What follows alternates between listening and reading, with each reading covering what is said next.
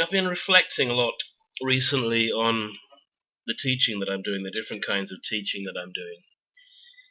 And I've been thinking about the way that I've been using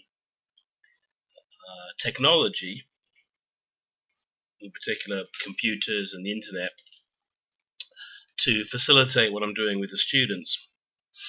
And last week I uploaded a new article to my website, which you can have a look at if you like. It's dontbesheep.com, and click on archives, and there's an article there.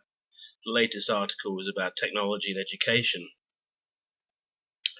And the basic idea, it's not a real research piece, but it's just an opinion piece off the top of my head.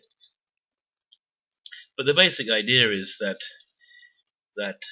after 40 years of affordable computers, 30 years or 25 years of widespread use of the internet,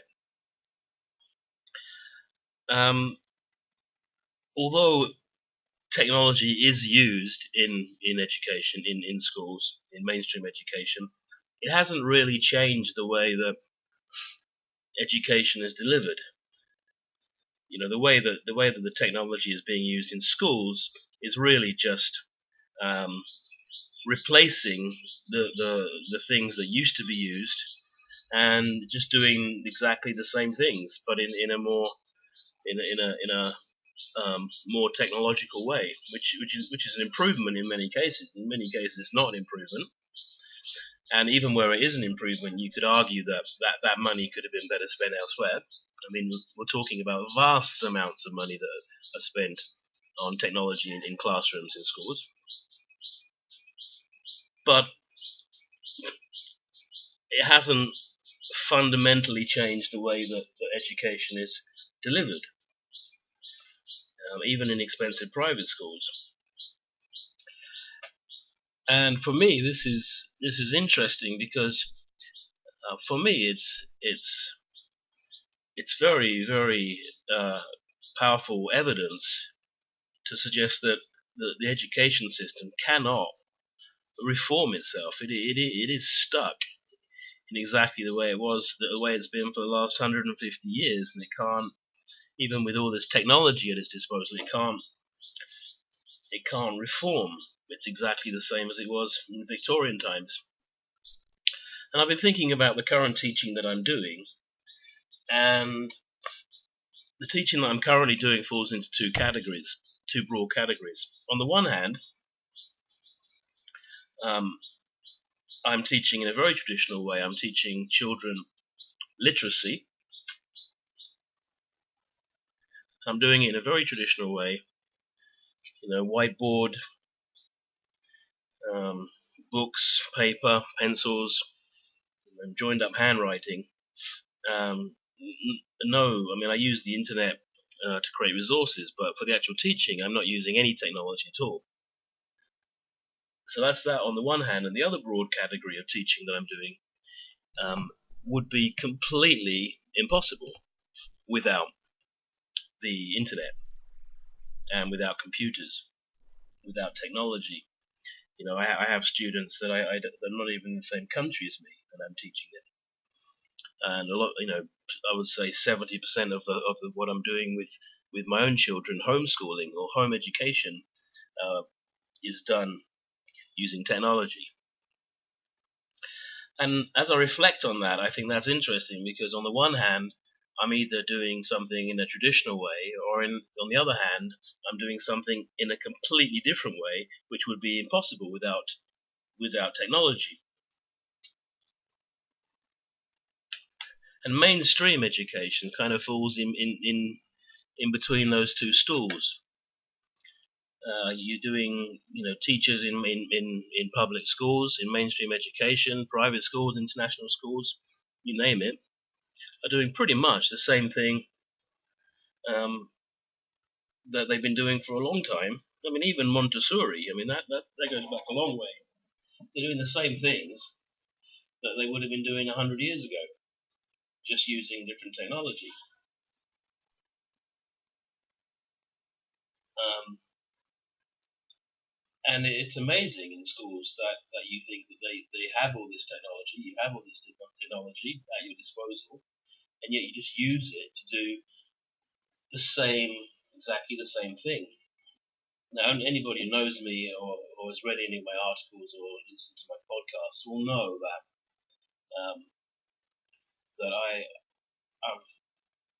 can't stand schools. I think the whole concept of schools is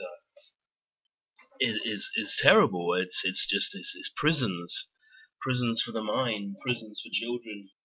Um, that that upsets people, because especially people who work in schools, because they think I'm criticizing them. I'm not. I think there's a lot of wonderful practice, a lot of wonderful people within the system. Almost everybody, I would say. Um, but the system itself is horrible and doesn't seem to be able to reform itself. And I would suggest just getting rid of the whole thing, just abolishing schools altogether, abolishing systemized, bureaucratic education, and starting again, completely fresh. Let's take a blank piece of paper and let's start again. What are our educational goals? However, I recognise the fact that, in fact, that would be quite a dangerous idea. If you just said, okay, right, as of next week, there are no schools. Educate your own children. I think that would be chaotic and would be terrifying for a lot of parents, and I think that would be a disaster for a lot of people. It would be a disaster for a lot of children. So I do recognise the fact that there does need to be some kind of transition. Okay, but I'm not talking about reform. That's my point about technology. With all that technology for 40 years, it hasn't been reformed at all. Only superficially. Deep down, it's exactly the same thing. So I don't think schools can be reformed, but I think there does need to be a transition. And what I would like to do now is just very briefly describe how I see a school that is part of that transition. So if,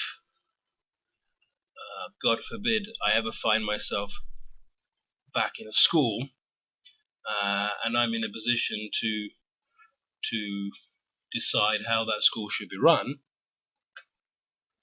which I imagine is the only way I would ever want to be back in a school, or if I was setting up a new school, this is how I would do it.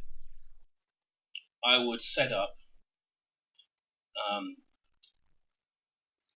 workstations for each and every student. Every student would have their own individual, exclusive workstation, which would have a big desk,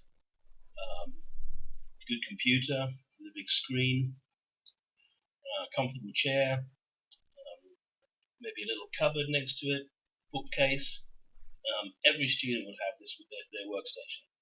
They would have headphones, and perhaps there would be a common area nearby where children could, a little kitchen area or something, or a little lounge area where children could sit. They could make their own drinks, they could make their own snacks, and the children would come in every day. They would go to this area and they would sit down at their workstation and they would check whatever it is they're going to check, part of their routine. Let's say they're going to check their email. They'll check their email. Now, every teacher in the school would have a small office. So every teacher would have their own workstation, as they already do, but it would be in an office, a small office, where they could accommodate,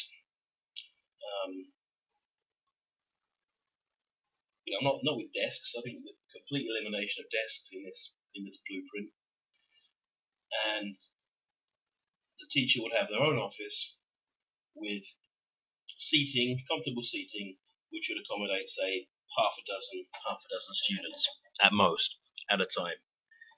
Pretty much similar to the university tutorial system, where the lecturer or the professor has his office, and the students go there for a tutorial. And from those terminals, the teacher would direct the students in their learning. So they would send them tasks. They could chat to them. They could Skype if they wanted just to say something very quickly. They could call that student to their office for a tutorial. All work could be done online. So practically an elimination of paper, not an elimination of books, because the students would still be reading books, and the teacher could still be reading books with the students. But essentially, it would be done digitally. The student would do work. You could send the student, look at this website, watch this video, read this page, give me some feedback. The student would send work to the teacher. And the teacher could hold tutorials whenever they want. Right? So every day would be different. There wouldn't be a timetable, not even necessarily a curriculum. Every student would be, the teacher could send out a mass email to everybody, or they could send out an individual email to one student or to one or two students. Okay, this group of students need to work on this. These 3 or 4 students need to work on this. Send them an email, send them some work to do, send them some reading, preparation, and then have a tutorial with them. It's kind of the opposite of homework. Homework always seems to come at the end of the lesson. Children go into a lesson not knowing what the lesson is going to be. Teacher presents the lesson, then gives them some homework to practice. I would completely invert that, and I would say, you would when the children come in the morning, you would send them work to do, you would send them things to read, you would send them videos to watch, and they would be prepared, and they would do that, and then they would come to the tutorial, and then you could teach them. And tutorials, there's no timetable, so the tutorial the students could come for 5 minutes. There's something in maths you want to explain, just come in, sit down, explain it. 5 minutes, give them something. You got it? Okay, you got it. Now go away, watch this video, do this task, send me the answers, send me a piece of work, and that would be it. And actually, pretty much what I just described is how I'm home educating my own children. So that's my blueprint, not for an ideal educational system, I don't think, but that's my blueprint for a transitional school. Hope you like it. If you do, let me know. If you don't, let me know too.